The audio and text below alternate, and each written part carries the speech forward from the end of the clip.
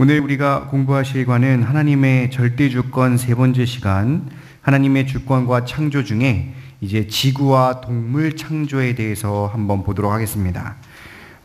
외울 말씀 한번 읽어보고 시작하겠습니다. 시작. 하나님이 이르시되 물 가운데에 궁창이 있어 물과 물로 나뉘라 하시고, 하나님이 궁창을 만드사 궁창 아래와 물과 궁창 위에 물로 나뉘게 하시니 그대로 되니라.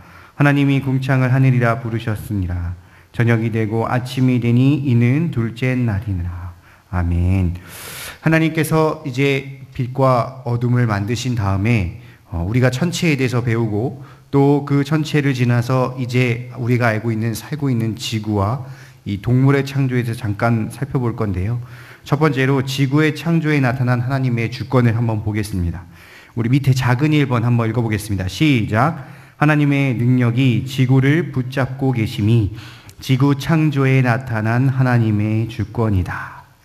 세상 사람들은 이 지구가 어떻게 창조됐다고 주장하는지 혹시 아십니까? 딱 무슨 이론이 나와야 되는? 네?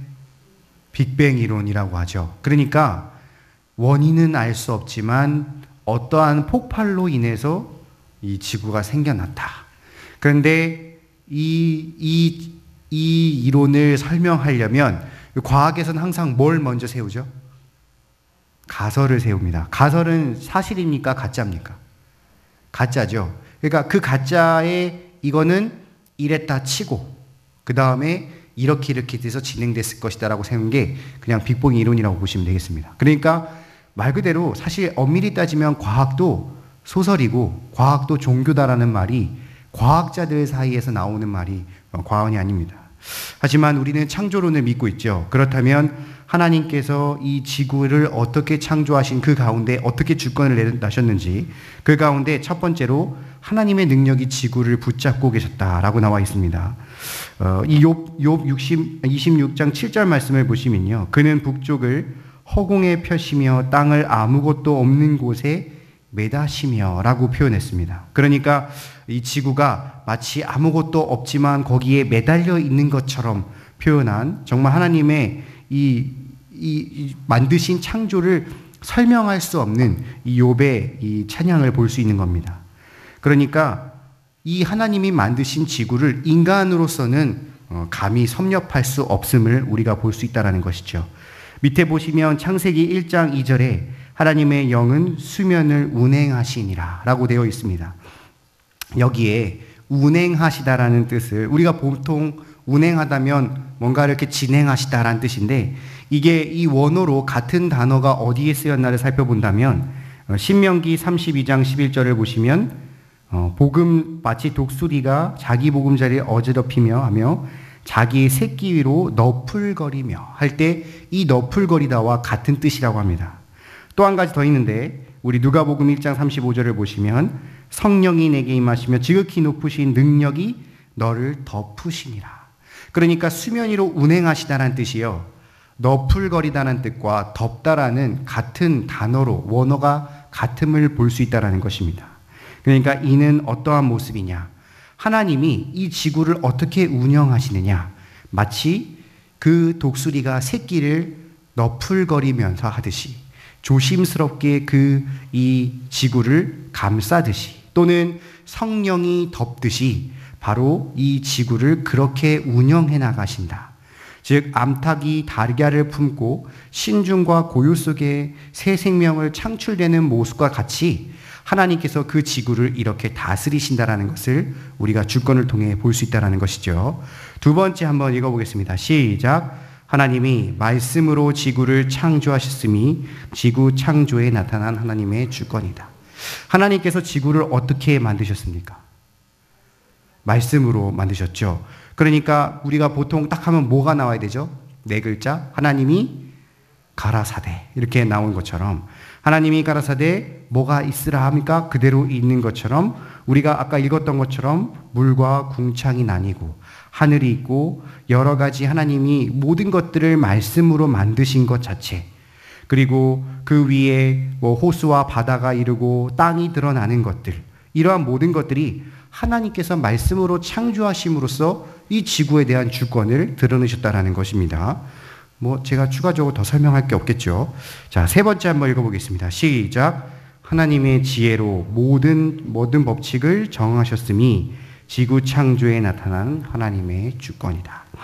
그러니까 하나님께서 모든 것을 창조하실 때 누구와 논의하셨습니까? 안 하셨습니까? 그 옆에 모사가 있었습니까? 없었습니까? 없었죠. 홀로 하나님께서 독자적인 지혜로 모든 법칙을 창조하셨다는 겁니다. 예를 들면 이 지구가 어떻게 운영되느냐. 낮이 있고 밤이 있고 또 봄, 여름, 가을이 있고 또 북극에는 오로라가 나오고 또 별자리가 있고 이런 여러 가지들을 하나님이 생각하시는 그 법칙대로 지으신 것.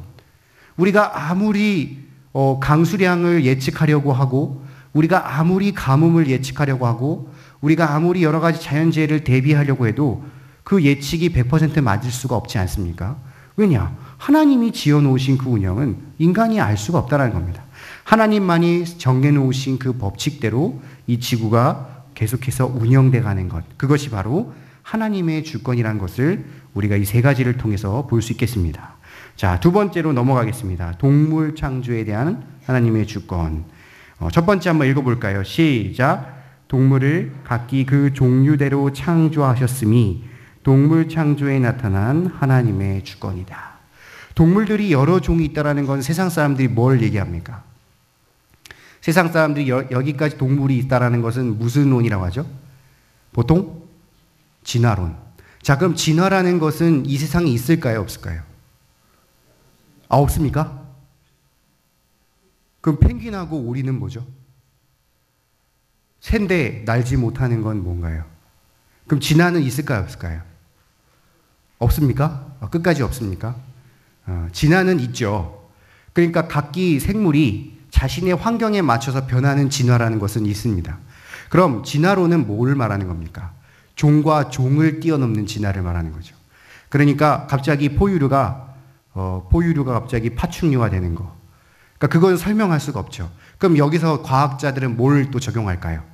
이걸 넘었다 치고 가설을 세우기 때문에 진화론이 계속해서 성립이 될 수 있다는 것을 꼭 기억하시면서 결국 진화론도 완전 한번 여러분들이 그 세상 사람들이 들먹인 진화론 한번 찾아보십시오. 얼마나 엉터리인지를 한번 이렇게 보시면 하나님께서 차라리 그 각기 종류대로 만드셔서 그 종들이 각자의 환경 속에서 진화하는 것이 우리가 생각하는 이론적으로 이성적으로 훨씬 더 정확합니다. 그래서 하나님께서 바다에 헤엄치는 물고기, 하늘에 나는 새, 들에 달리는 짐승, 육축과 땅에 있는 모든 기는 것. 하나님께서 친히 이 종대로 지으신 것을 말씀으로 알려주셨습니다. 그러니까 이게 더 과학적인 거 아닙니까?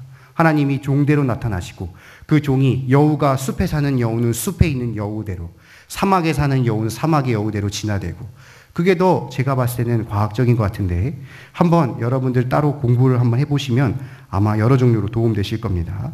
저번에도 말씀드렸지만 참 그 종류가 많죠. 하나님 만드신 것. 인간이 아직도 그 모든 심해어를 알 수 있겠습니까? 지금도 새로운 것들이 나온 것처럼 하나님께서 그 종류별로 정말 다양하게 지으신 생물들이, 동물들이 있다는 것 자체가 하나님의 주권인 것입니다. 자, 두 번째 한번 읽어보겠습니다. 시작. 하나님의 지혜로 각 동물의 생존의 법칙을 정하셨음이 동물 창조에 나타난 하나님의 주권이다. 밑에 이 성경 구절이 정확하게 증명하고 있는데 한번 제가 읽어보겠습니다. 삼염소가 새끼를 치는 때를 내가 아느냐? 암사슴이 새끼 낳는 것을 내가 본 적이 있느냐? 그것이 몇 달 만에 만삭되었는지 아느냐? 그 낳을 때를 아느냐? 그것들이 몸을 부풀리고 새끼를 낳으니 그 게으름이 지나가고 그 새끼는 강하여져서 빈들에서 크다가 나간 후 다시 돌아오지 아니하느니라. 그러니까 우리가 아무리 동물학 박사라고 할지라도 그 동물이 왜 그렇게 행동하는지를 다 아는 사람은 없습니다. 우리가 그렇게 의학이 발달해서 이 사람이 아기를 낳는 것을 예측을 하고 예정을 한다고 할지라도 그 시와 분까지 맞추는 의사가 있겠습니까? 없죠.